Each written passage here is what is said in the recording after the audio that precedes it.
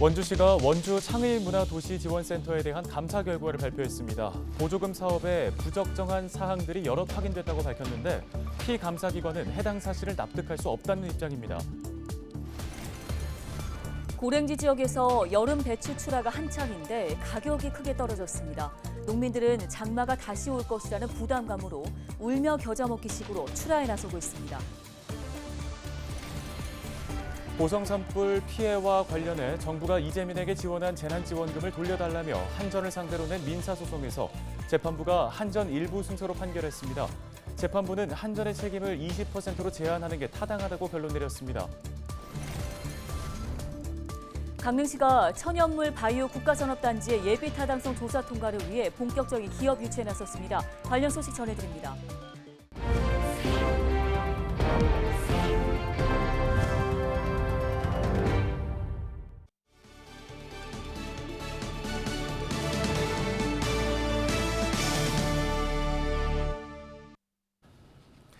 시청자 여러분 안녕하십니까? 헬로티비 뉴스입니다.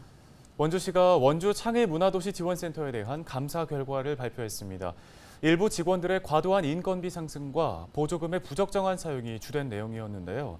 피감기관에서는 상식적으로 납득할 수가 없다는 입장입니다. 네, 양쪽의 입장이 팽팽하게 맞서고 있는 가운데 경찰 수사에 관심이 모아집니다. 박건상 기자입니다. 원주 창의문화도시지원센터입니다. 문은 굳게 잠겨 있고 내부는 어둡기만 합니다. 원주시가 창의문화도시지원센터에 대한 특정 감사를 진행했습니다.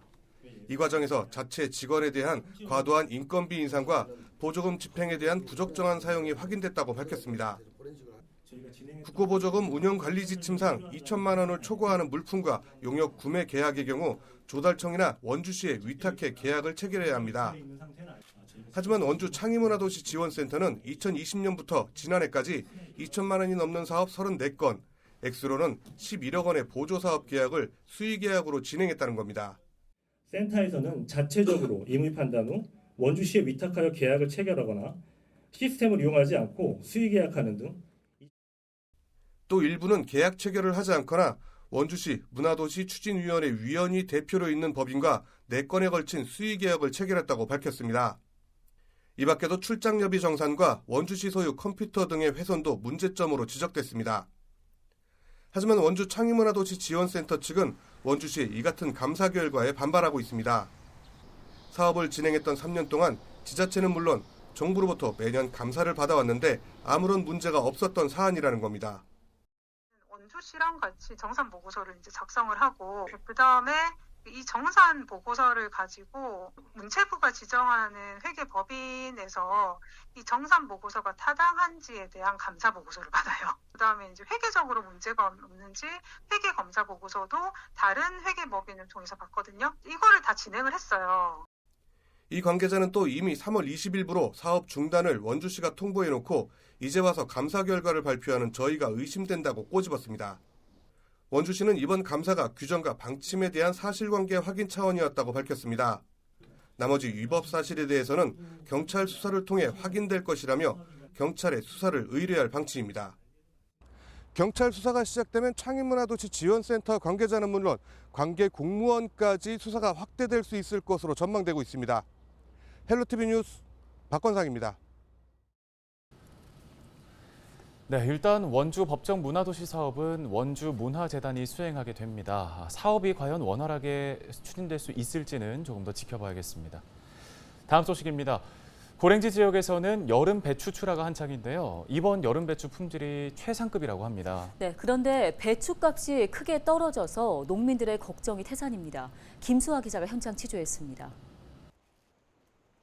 배추가 차곡차곡 더미에 쌓입니다. 고랭지 지역 여름 배추들입니다. 이곳에서 하루에 출하되는 배추만 최소 10,000여 포기. 찌는 듯한 더위를 피하기 위해 야간 작업도 병행합니다. 힘들어. 오후 5시 왔어요. 하루 12시 일해요. 이번 여름 배추의 품질은 최상급. 맑은 날씨와 비가 반복되면서 탄탄한 배춧잎이 무성하게 자랐습니다.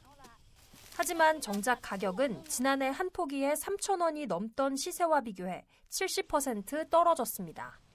여름 배추 출하가 한창입니다. 그런데 올해는 작황이 좋아 공급량이 많아서 경매 시장에서 배추 한 포기에 700원도 안 되는 상황입니다.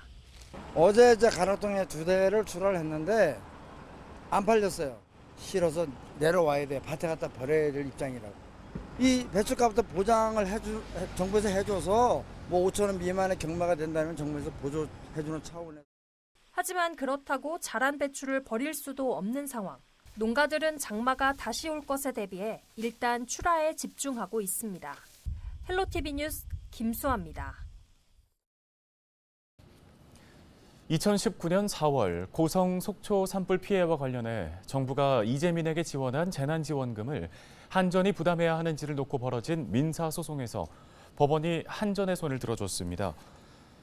춘천지법 민사 2부는 5일 한전이 정부와 강원도 등을 상대로 낸 채무 부존재 확인 소송과 반대로 정부와 강원도 등이 한전을 상대로 제기한 비용 상환 청구 소송에서 한전 일부 승소로 판결했습니다.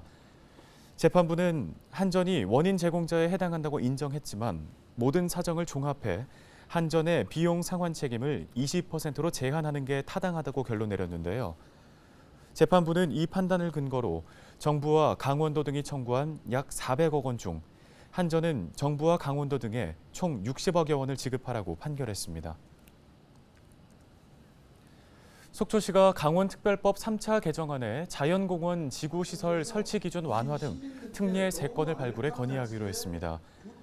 이병선 속초시장은 5일 속초시 문화예술회관에서 열린 강원특별자치도 도민설명회에서 이같이 밝히고 대통령령으로 규정돼 있는 용도 지구별 행위 기준을 도 조례로 완화해 줄 것을 제안했다고 밝혔습니다. 속초시는 이와 함께 전통시장 특별법 지원 대상 규모를 골목형 시장으로 완화하고 광역 상수도 설치를 특별자치도에서 할 수 있도록 해달라는 내용도 제안했습니다. 원주시가 출생 미신고 아동 중 소재지가 불분명한 미취학 아동 2명에 대해 경찰에 수사를 의뢰했습니다. 원주경찰서는 모친 연락처와 주소지를 입수해 아동 2명에 대한 소재지를 파악하고 있는데요. 경찰은 범죄 혐의점이 나타날 경우 정식 수사로 전환한다는 계획입니다. 가족관계 등록법에 따르면 부모는 아이가 태어나면 한 달 안에 출생신고를 해야 합니다.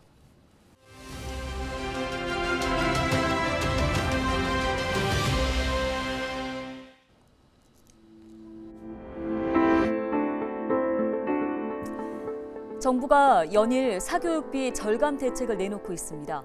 이런 가운데 소득 수준이 높은 사람이 사교육비도 더 많이 쓴 것으로 나타났습니다. 학원비도 이른바 부익부, 빈익빈 현상이 나타난 건데요. 국내 한 카드사의 분석 결과 회원들의 1인당 학원비는 소득 수준과 상관없이 4년 전보다 늘어났습니다. 눈길이 가는 건 증가율입니다. 올해 2분기 기준 소득 상위 20%의 인당 학원비는 지난 2019년 대비 30% 가까이가 늘어난 것으로 나타났습니다. 반면 소득 수준이 낮을수록 학원비의 지출은 상대적으로 더 낮은 증가율을 보였습니다. 교육부에 따르면 지난해 6월 기준 유아 영어 학원 745곳 중 400여 곳의 학원비가 월 100만 원 이상이었고요. 무려 200만 원이 넘는 곳도 34곳이나 됐습니다. 소득 수준이 높을수록 사교육비 지출도 더 커진 상황입니다. 개천에서 용나도록 하겠다는 우리 정부의 대책, 과연 효과를 거둘 수 있을까요? 데일리 브리핑이었습니다.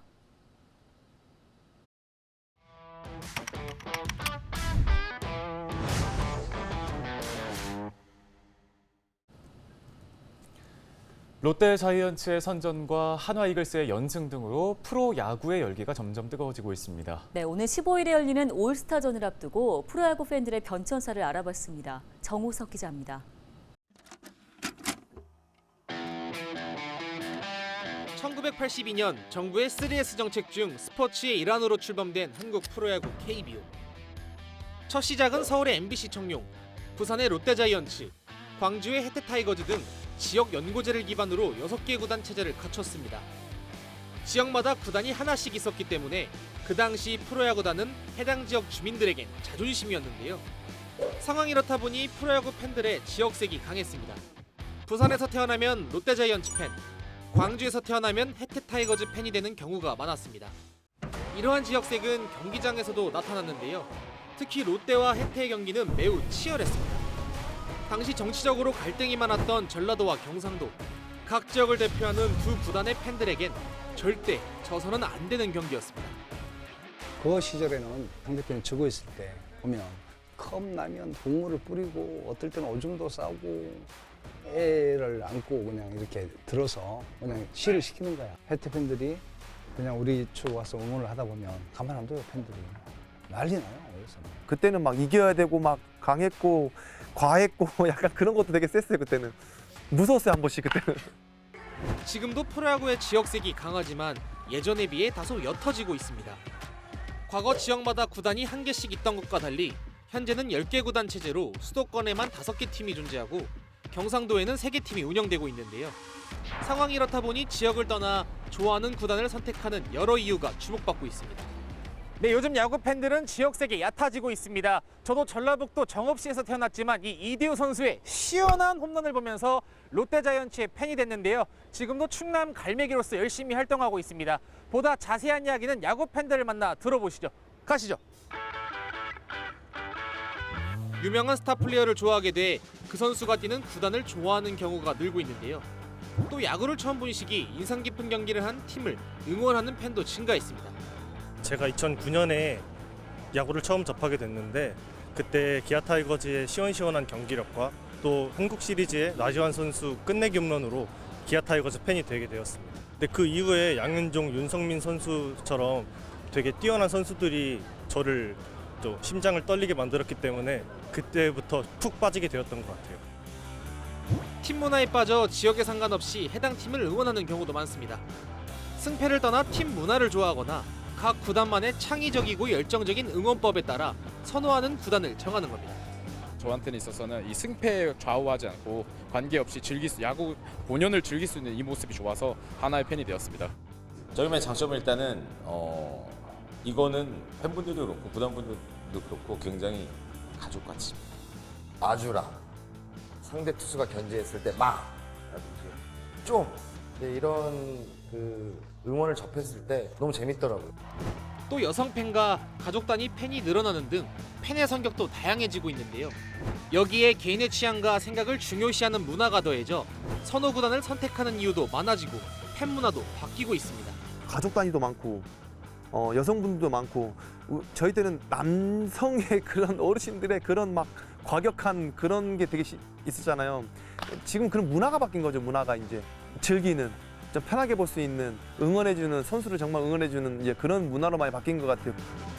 올여름 경기장에서 좋아하는 야구팀의 경기를 보며 무더위와 스트레스를 홈런처럼 멀리 날려버리시는 건 어떤가요?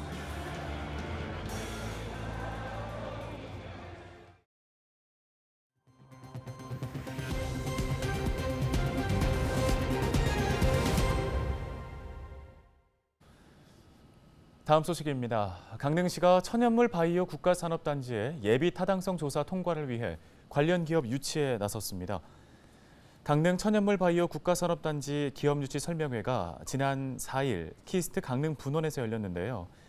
이날 설명회는 국토교통부와 강원특별자치도, 강릉시를 비롯해 국내 바이오 관련 대표자 등 150여 명이 참석했습니다. 강릉시는 설명회에서 천연물 바이오 국가산단 조성과 활성화 전략, 기업 지원 제도 등 투자 정보를 제공하고 참여 기업에 대한 상담을 진행했습니다. 강릉 국가산업단지는 지역 내 바이오 산업 관련 대학과 연구기관 등 인적 자원이 풍부하고 수도권과의 1시간대의 접근성, 세제 지원 혜택 등이 강점입니다. 강릉시는 앞으로 투자 상담과 기업 방문 등을 통해 강릉 국가산단을 이끌어갈 핵심 기업 4곳 이상을 유치한다는 계획입니다. 강원특별자치도 교육청이 초등학교 4, 5, 6학년을 대상으로 강원 학생 성장 진단 평가를 실시했습니다.